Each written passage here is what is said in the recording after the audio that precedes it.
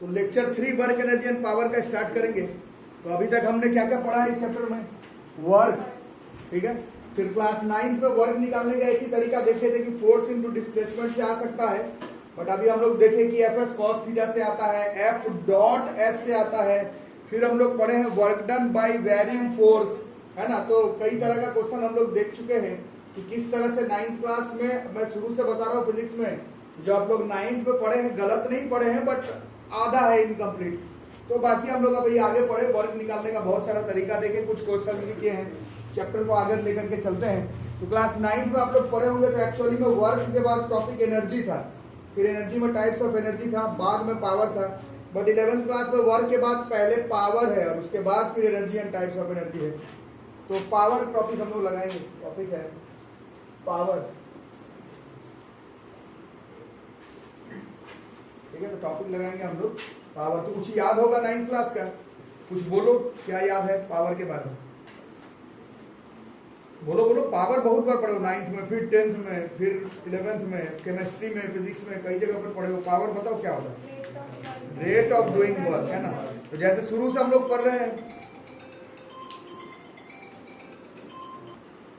हाँ, तो अभी आप लोग बता रहे थे पावर, उससे पावर से पहले हम लोग एक बार स्पीड याद कर लेते हैं। स्पीड क्या होता है? स्पीड हम लोग पढ़े, है ना।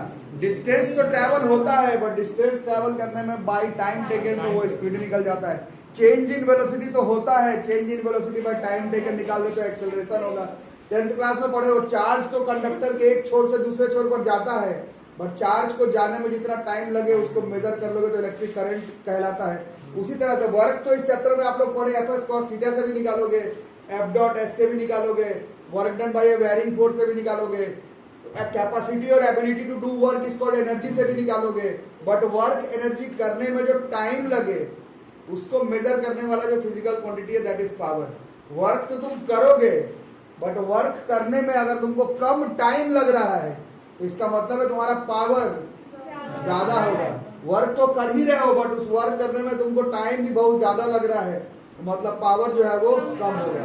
तो पावर ये मेजर नहीं करेगा कि तुम कितना वर्क करोगे, पावर ये मेजर करेगा कितने टाइम पर कितना वर्क डन करोगे, दैट इज पावर। ठीक है, थोड़ा सा लिख लो, पावर के बारे में लिखो, लिखो पावर के बारे में। For a person, for a person, for a person और मशीन, फॉर अ पर्सन और मशीन, फॉर अ पर्सन और machine, it is defined as rate of doing work, rate of doing work, यही होता है power. For a person और machine, person के लिए या फिर मशीन के लिए जनरली पावर वर्ड डिफाइंड है, it is defined as rate of doing work. Power बराबर work done by time taken. केवल 10th क्लास में आप लोग लाइट नहीं, कौन सा चैप्टर था, ह्यूमन आई या लाइट, इसमें पढ़े थे। लाइट ह्यूमन आई दोनों में थोड़ा थोड़ा पढ़े थे। वहां पर हम लोग पढ़े थे पावर ऑफ अ लेंस। केवल वही एक टॉपिक है पावर का जहां पर work done by time taken वाला कॉन्सेप्ट नहीं है। वहां पर 1 बाय फोकल लेंथ था। 9th क्लास में आप लोग पढ़े थे, फोकल लेंथ का इन्वर्स करने पर पावर ऑफ अ लेंस निकलता। बाकी हर जगह पर पावर का मतलब work done by time taken ही होता है। करंट इलेक्ट्रिसिटी में वही V इंटू आई भी हो जा रहा था, होता work done by time taken ही है। बट 10th क्लास में पढ़े थे वोल्टेज इंटू करंट से भी इलेक्ट्रिक पावर निकालते हैं, बल्ब वगैरह का। बट ये चैप्टर आप 11th क्लास के काइनेमेटिक्स डायनामिक्स में पढ़ रहे हैं, डायनामिक्स में पढ़ रहे हैं, तो इस चैप्टर में आपको ना वोल्टेज इंटू करंट का काम पड़ेगा और ना ही 1 बाय फोकल लेंथ वाले पावर का काम पड़ेगा। यहाँ पर पावर वही ऑफिशियल डेफिनेशन जो आप लोग 9th क्लास में पढ़े थे, power is rate of work done, power is equal to work done by time taken. ठीक है, वर्क करने में कितना टाइम लगे उसको मेजर करने वाला physical quantity that is power, work done by time taken. ठीक है, इसका यूनिट कितना होगा? ऊपर वर्क का जूल, टाइम का सेकंड, इसका यूनिट इज जूल पर सेकंड। ठीक है, इट्स डायमेंशन, पावर का डायमेंशन, पावर का अगर डायमेंशन के बारे में बात करें तो डायमेंशन के लिए वर्क का तो याद किए थे हम लोग, वर्क का था ml2 t माइनस 2 और नीचे एक और t, तो कितना हो गया, this is ml2 t minus 3। ये हो गया हमारा पावर का डायमेंशन, ठीक है। और इसका स्टैंडर्ड इंटरनेशनल यूनिट, हाँ, दुनिया के महानतम साइंटिस्ट में से एक, standard international unit is what, James Watt के नाम पर है, ठीक है। स्टीम इंजन का जो खोज किए थे उन्हीं के नाम पर है। पावर के standard international unit is what, ठीक है। बाकी 1 वॉट बराबर देख ही रहे हो, 10th में भी पढ़े हो, अभी भी जान रहे हो। 1 वॉट का मतलब होता है 1 जूल बाई 1 सेकेंड। 9th वगैरह में डेफिनेशन लिखने आता था, डिफाइन 1 वॉट। 11th में भी आ सकता है, बट ये सब कॉपी में नहीं लिखेंगे। इसका क्या मतलब होगा, अगर कोई मशीन, बोलो, अगर कोई मशीन या कोई इंसान, person 1 joule of work 1 second में करता है, तब उसका पावर डिफाइंड होगा 1 वॉट। ये सब 11th के नोट्स कॉपी में लिखने का जरूरत नहीं है, बट 1 वॉट बराबर 1 जूल पर सेकेंड होता है, ठीक है। देखो अब आगे देखते हैं, इसको मिटा देता हूं। तो पावर बराबर क्या फॉर्मूला देख लिए, क्या डेफिनेशन देख लिए। पावर बराबर आप लोग बोल दिए वर्क डन बाई टाइम, ये तो हो गया, ठीक है। बट पंगा ये है कि परसों जाते समय हम लोग एक टॉपिक पढ़े थे, work done by a wearing force. वहां पर आप देखे वर्क निकालने का तरीका ही अलग था। तो उस चीज को अगर हम लोग अगर सोचे, अगर जरा सा,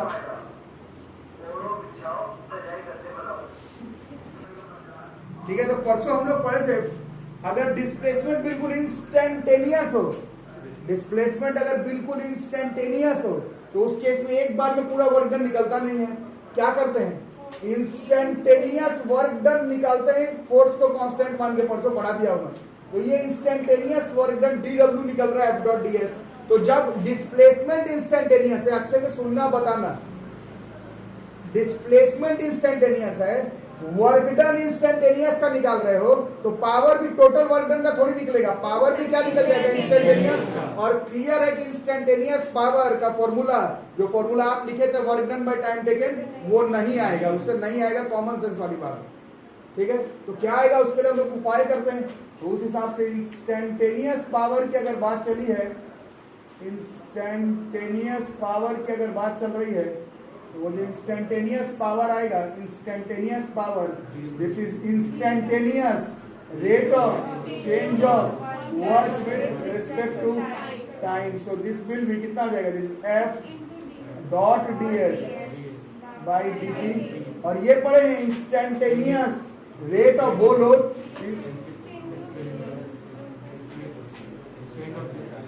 अरे बोलो, instantaneous rate of change of displacement with respect to time, क्या इंस्टेंटेनियस वेलोसिटी, बोलने में दिक्कत होता है क्या। So this is F.v। तो यहां से हमारे इंस्टेंटेनियस पावर निकलेगा। फिर से वही बात हो गई, 9th में जो पढ़े थे work done by time taken का पावर निकलता है, वो गलत नहीं पढ़े थे, बट वो जो तुम पावर निकाले हो work done by time taken से, वो पावर का फॉर्मूला नहीं है, वो एवरेज पावर का फॉर्मूला है।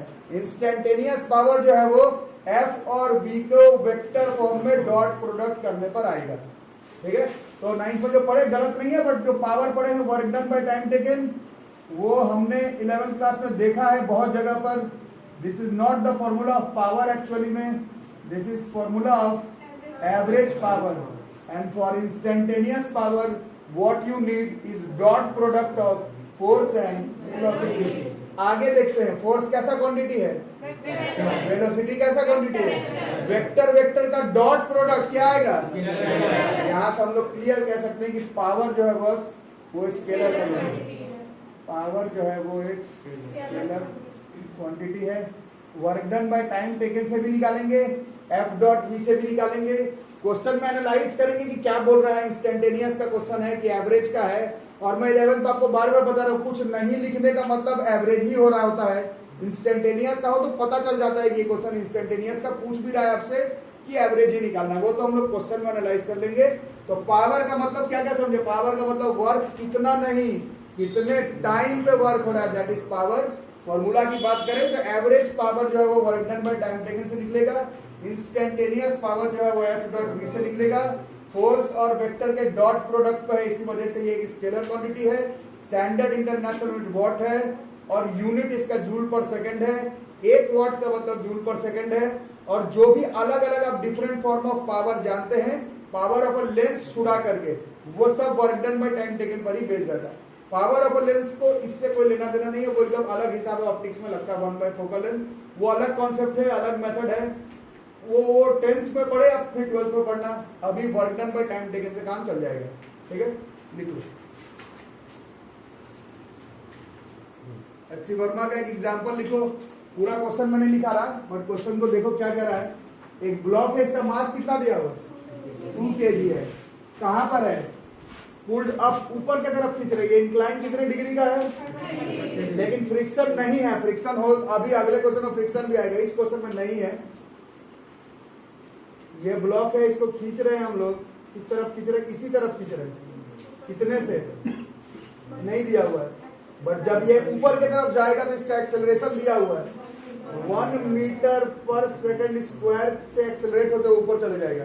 क्वेश्चन में लिख रहा है, पूछ रहा है find the power delivered, power निकालना है बाय द पुलिंग फोर्स। अब आगे आप लोग बताएंगे एट अ टाइम 4 सेकंड, इसका क्या मतलब हुआ, at a time 4 second, 4 second के बाद नहीं, एट अ टाइम 4 सेकंड। तो इंस्टेंटेनियस पावर निकालना, एवरेज पावर नहीं निकालना है, लेकिन इंस्टेंटेनियस पावर निकालना। But dot root F dot V का भी क्वेश्चन नहीं है, कहा आई जे के फॉर्म में क्वेश्चन कहां दिया हुआ है, तो थोड़ा समझदारी से बनाना पड़ेगा। Find the power delivered by the pulling force at a time 4 seconds after the motion starts. So solve करने का ट्राई करो। ये बनाएंगे अभी हम लोग। शुरू से जो लोग क्लास कर रहे हैं उन लोग को बताया जा रहा है, इस तरह का क्वेश्चन हमेशा अंडरस्टैंडिंग फोर्सेस, फोर्सेस को पहचानो फिर क्वेश्चन बनाओ। जब तक फोर्स पहचानोगे नहीं तब तक क्वेश्चन बनेगा नहीं। चलो बताओ फोर्सेस के बारे में कुछ बताओ, इसको मिटा देता हूं तब तक यहाँ से। चलो बताओ, इस ब्लॉक का वेट कहाँ लगेगा, मास 2 है, ठीक है। जी 10 ले लेते हैं मान लो, तो वेट का फॉर्मूला mg होता है, तो 2 kg और जी 10, तो इसका वेट कितना हो गया। ध्यान से देखना, ये नहीं समझ, ये सभी को सीखना आप लोगों बस। और एक ये फोर्स लग रहा था जो कि इसको आगे की तरफ खींच रहा है, एक ये वाला फोर्स है जिसको जो कि इसको आगे की तरफ खींच रहा है, ठीक है, और कुछ है नहीं। अब हम लोग क्या करेंगे, इसको आराम से बैठ करके रिजॉल्व करेंगे। वेक्टर नहीं सीखा तो नहीं बनेगा फिजिक्स। चलो बताओ कैसे कैसे होगा। पहले हम लोग इसको रिजॉल्व करने के लिए वाई एक्सिस ले आते हैं मैच में और एक्स एक्सिस को ले आते हैं मैच में।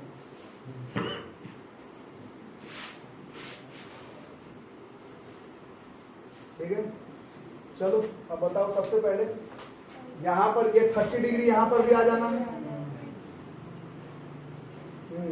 अब angle arrow, angle arrow, angle arrow के साथ वाला, दिस इज 30 cos 20 है, सॉरी 20 cos 30।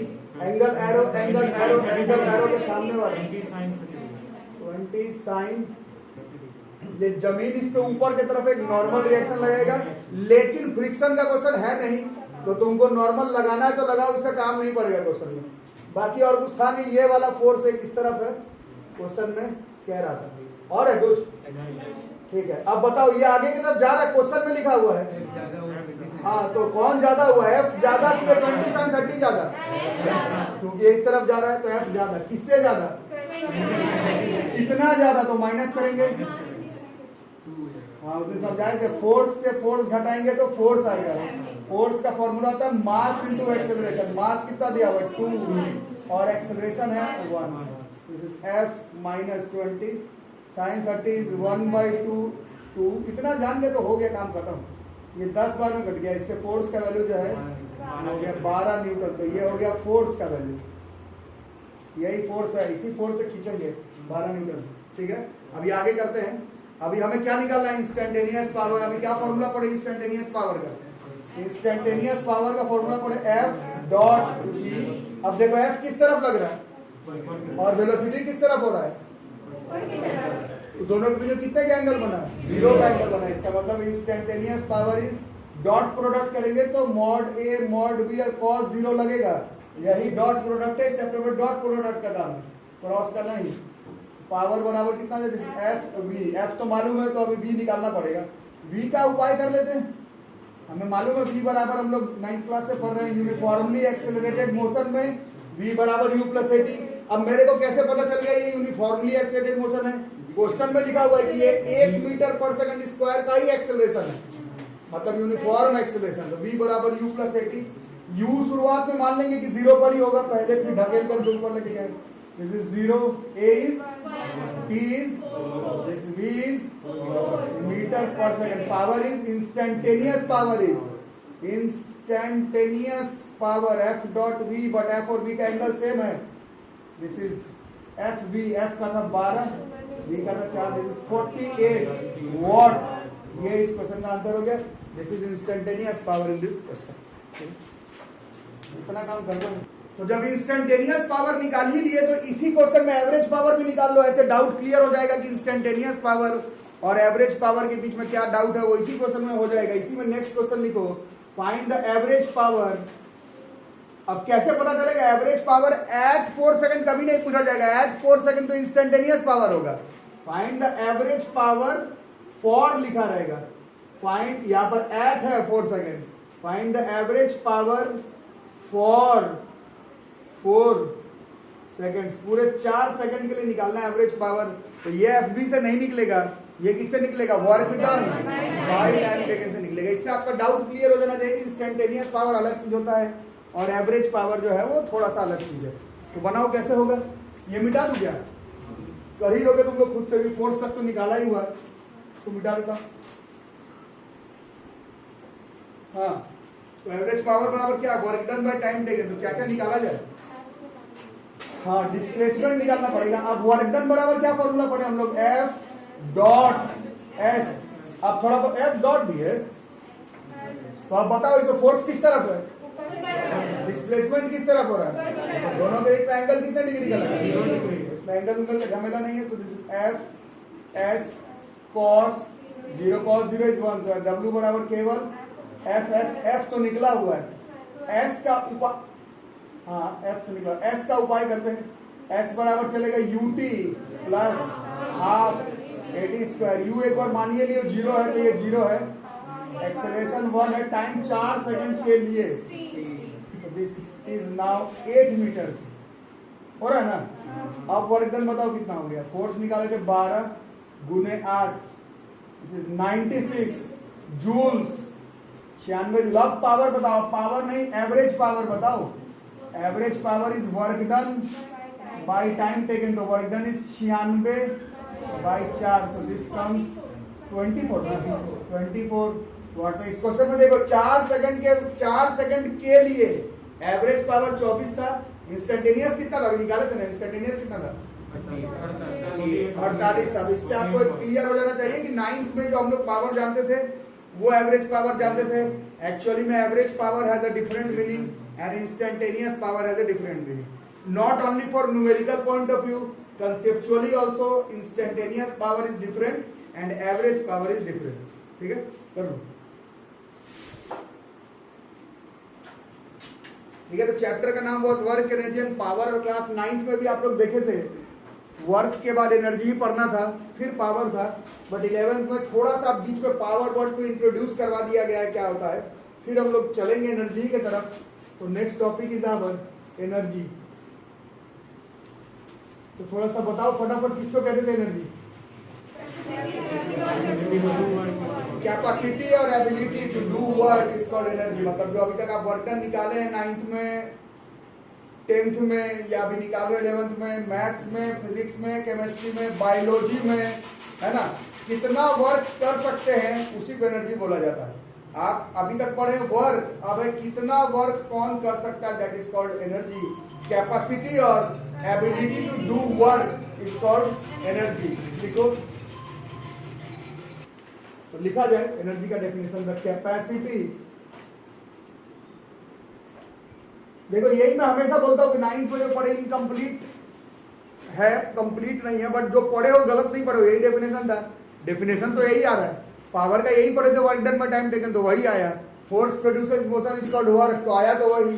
है ना, बस बनाने का तरीका, उसको एनालाइज करने का तरीका, अंडरस्टैंडिंग फोर्सेस करने का तरीका, वेक्टर का डिफरेंशिएशन का इंटीग्रेशन का यूज करने का तरीका चेंज हो जा रहा है। बाकी तो फिजिक्स ही है किसी भी क्लास का। द कैपेसिटी और ability of an object to do work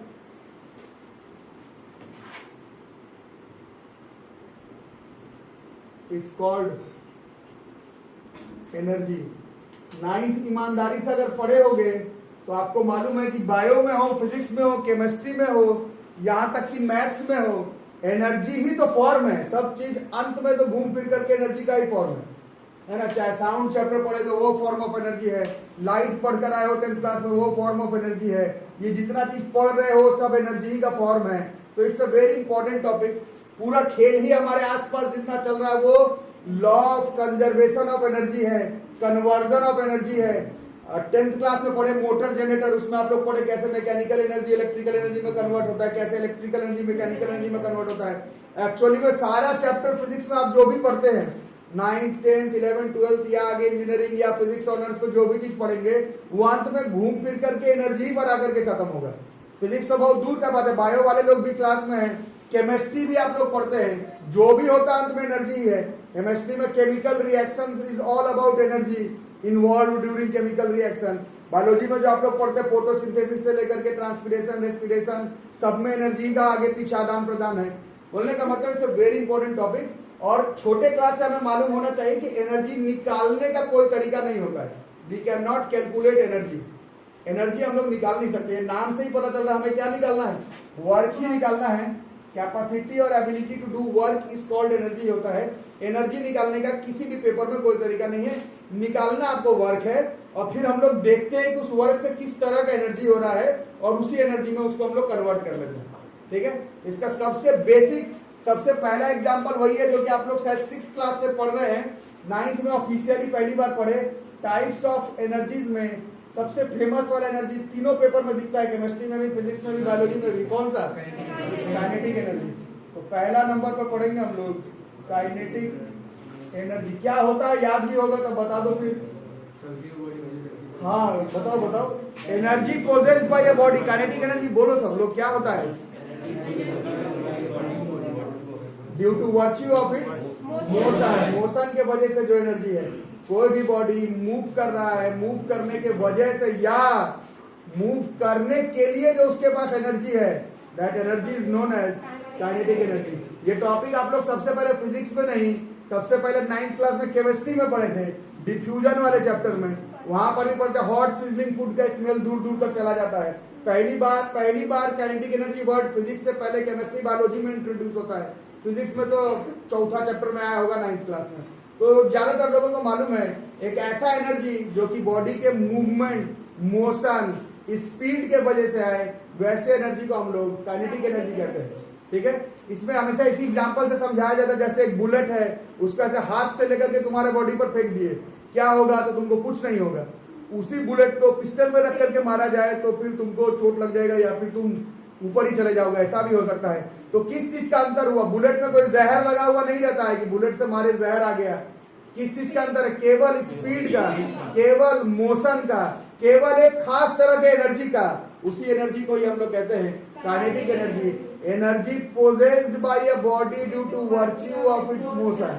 motion में है तो उसके पास जो काइनेटिक एनर्जी है, या मोशन में आया जादू से थोड़ी, वो मोशन में आ गया तो उसको एनर्जी मिला होगा। कौन सा एनर्जी मिला होगा? तो काइनेटिक एनर्जी।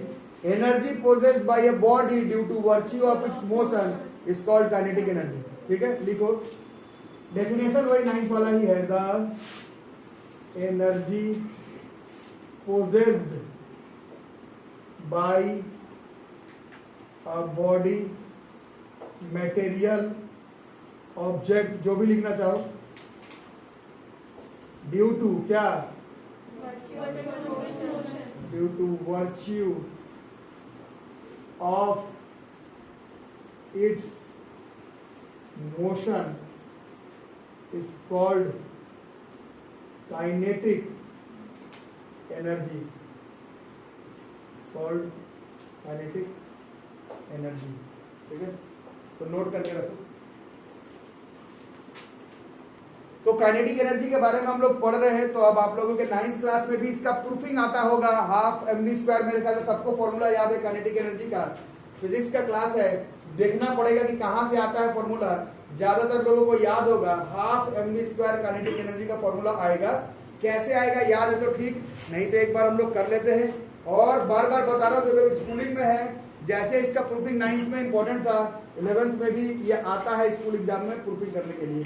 ठीक है, प्रूफिंग बाद की बात है, पहले बताओ क्या क्या होगा। प्रूफिंग तो होते रहता है, क्या क्या किया जाए। यहाँ पर एक ऑब्जेक्ट ले लेते हैं और उसमें क्या लगाया जाए, फोर्स को लगाने की वजह से बॉडी मोशन में आ जाएगा। मान लो इधर आ गया,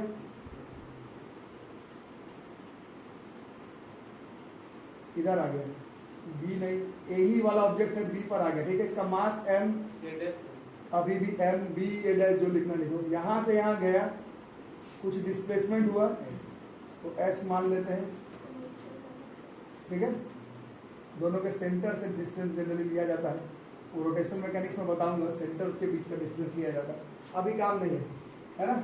तो क्या क्या हुआ इसमें, तो इसमें वर्क डन अगर निकालना हो, क्योंकि बॉडी ने फोर्स लगाने की वजह से क्या किया है, मोशन, फोर्स प्रोड्यूसेस मोशन, यही तो इस चैप्टर का नाम है, work done force produces motion. तो F डॉट S, तो दोनों के बीच कितने का एंगल लग रहा है इस डायग्राम में, जैसे Fs cos 0 is 1, so this Fs, ये किसका वैल्यू हो गया, वर्क डन।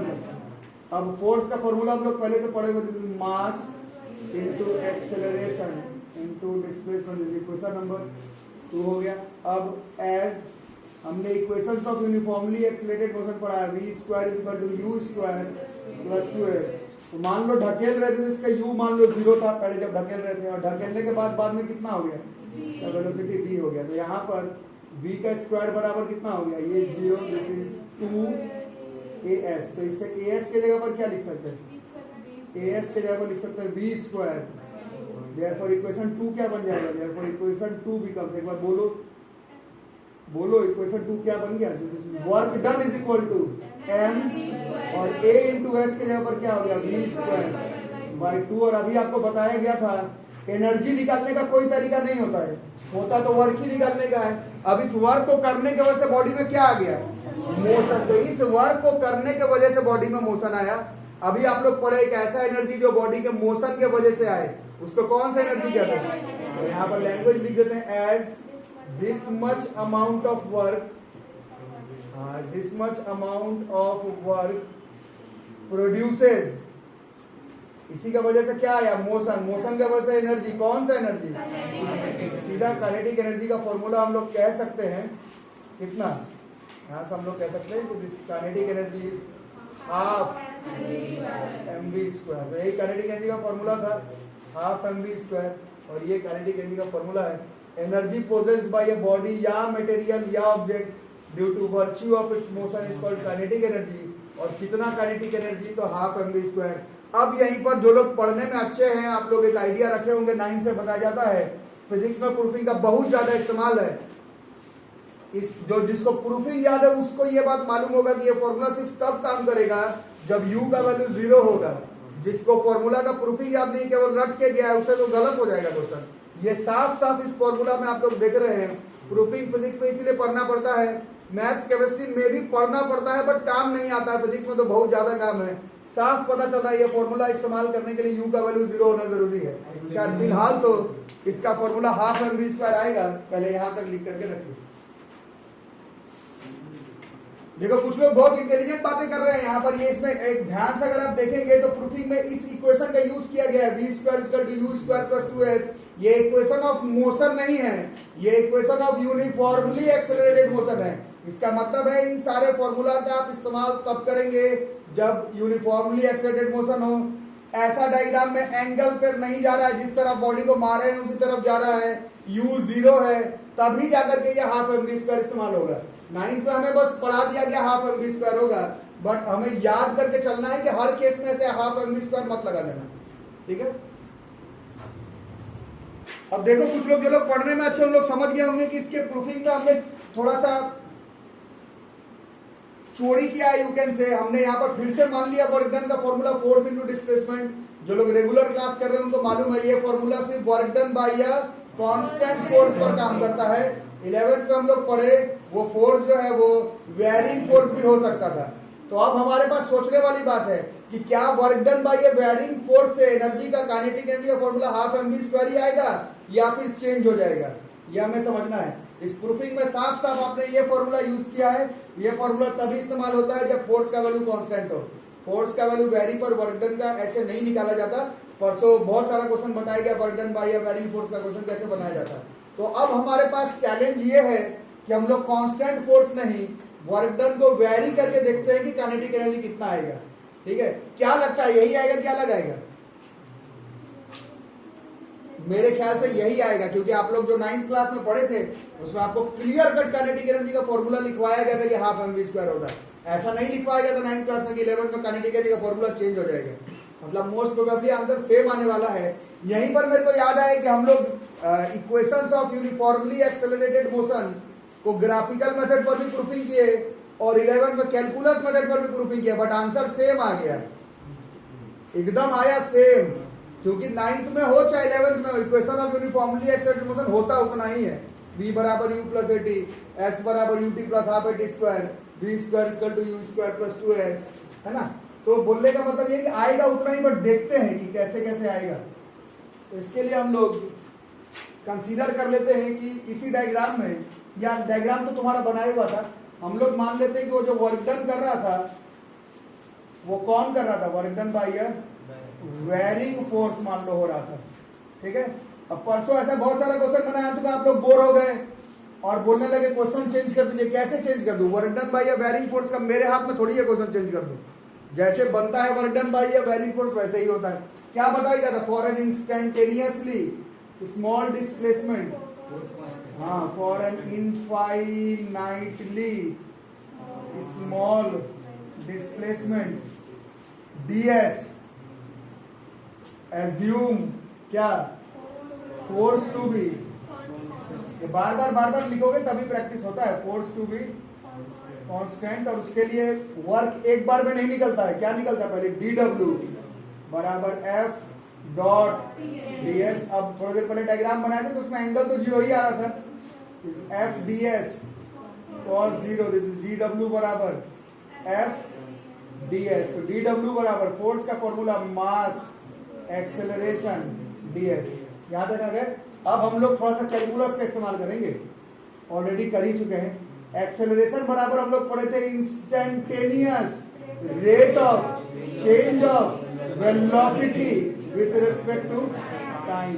ये हो गया। ठीक है, अब इसको बहुत ही चालाकी से हम लोग dw बराबर क्या लिख लेंगे? इसको m को रहने देंगे, ds बाई dt को इधर कर लेंगे, this is ds by dt into dv।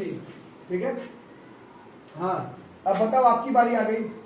Instantaneous rate of change of displacement with respect to time, instantaneous velocity, तो ये mv dv हो गया। अब परसों वाला लेक्चर है, परसों 1 करोड़ बार बोला था dw से w निकालने का पूरे यूनिवर्स में, वर्ल्ड में, मिल्की वे में एक ही तरीका है। क्या? Both sides with proper limits, दोनों तरफ को प्रॉपर लिमिट के साथ इंटीग्रेशन करो। और बताओ, खुद से बताओ, इंटीग्रेशन सिखा दिया गया। इधर से dw होगा, इसमें कौन कांस्टेंट है? v अंदर रह जाएगा, v का पावर 1 का इंटीग्रेशन। उस दिन सिखाया था, एक क्वेश्चन करने के बाद आप लोग बोलने लगे हो गया इंटीग्रेशन हो गया। ऐसे जो सच में सीखा वो बताएगा। वेलोसिटी मेरे डायग्राम में कहां से कहां तक था? अभी जो डायग्राम बनाए थे, हाँ, 0 था से v जा रहा था। dw का इंटीग्रेशन, v का पावर 1 का इंटीग्रेशन, v का पावर 2/2। फिर लिमिट निकालना सिखाया था आपको। w बराबर कितना हो गया? Half m upper limit is v का स्क्वायर, और घूम फिर के कितना आ गया? दोबारा से घूम फिर के वर्गन हाफ। अगर लैंग्वेज फिर से नहीं लिखवाऊंगा, इस वर्गन के वजह से काइनेटिक एनर्जी प्रोड्यूस हो रहा है। तो काइनेटिक एनर्जी का फॉर्मूला कितना हो गया? अब तुम कैलकुलस मेथड से प्रूफ करो, चाहे 9th क्लास वाले मेथड से प्रूफ करो, काइनेटिक एनर्जी तो हाफ mv स्क्वायर ही आएगा। अगर नहीं आने वाला होता तो 9th में लिखा हुआ रहता। जैसे आप लोग केमिस्ट्री में जो K11 पढ़ते हो 9th पे पढ़े थे, वो 9th के बुक में ही लिखा हुआ था कि एटॉमिक स्ट्रक्चर कंप्लीट नहीं है। K11 वाला 9th के बुक में ही लिखा हुआ था कि 11th पे जाकर सीनियर क्लासेस में आपको डिटेल्स में एटॉमिक स्ट्रक्चर पढ़ना है। तो अभी आप देखें K11 हट गया, अब आप लोग एसपीडीएफ और वाइटल थ्योरी पढ़ रहे हैं। एकदम साफ साफ लिखा हुआ था कि काम नहीं करेगा K11। और यही इसीलिए आप लोग को 9th 10th में सीधा सीधी देखोगे तो बुक में एटॉमिक नंबर 18 तक ही दिया भी हुआ था 9th में। 10th में पढ़ाया भी आपको पीरियोडिक क्लासिफिकेशन ऑफ एलिमेंट में कि लाइटर एलिमेंट में 18-20 तक ही न्यूलैंड साहब बताए थे कि वो रूल काम करता है। उसके बाद तो आपको एसपीडीएफ पढ़ना है। बट काइनेटिक एनर्जी ऐसा 9th के बुक में नहीं लिखा कि हाफ mv स्क्वायर 9th पे पढ़ लो, 11th वाला फॉर्मूला पढ़ लेना। काइनेटिक एनर्जी तो हाफ mv स्क्वायर ही होगा, चाहे तुम कैलकुलस मेथड से करना चाहो, चाहे तुम वर्टन बाय बेयरिंग फोर्स वाले मेथड से करना चाहो। ठीक है, इसको नोट कर लो। ठीक है, तो प्रूफिंग आप लोग स्कूल वाले लोग देख लें, स्कूल एग्जामिनेशन वाले लोग देख लें कि क्या लिखा रहेगा प्रूफिंग करने में। अगर ऐसा लिखा हुआ रहा डिराइव काइनेटिक एनर्जी बराबर हाफ mv स्क्वायर ब्रैकेट में बाय कैलकुलस मेथड लिखा हुआ रहा, तब ऐसे करिएगा। या जैसे 9th के तरीके फिजिक्स होता है, तुम 9th के तरीके से हाफ mv स्क्वायर डिराइव कर दो, कोई तकलीफ वाली बात नहीं। ठीक है, तो इसका न्यूमेरिकल्स हम लोग करते हैं अगले क्लास में। तब तक के लिए थैंक यू।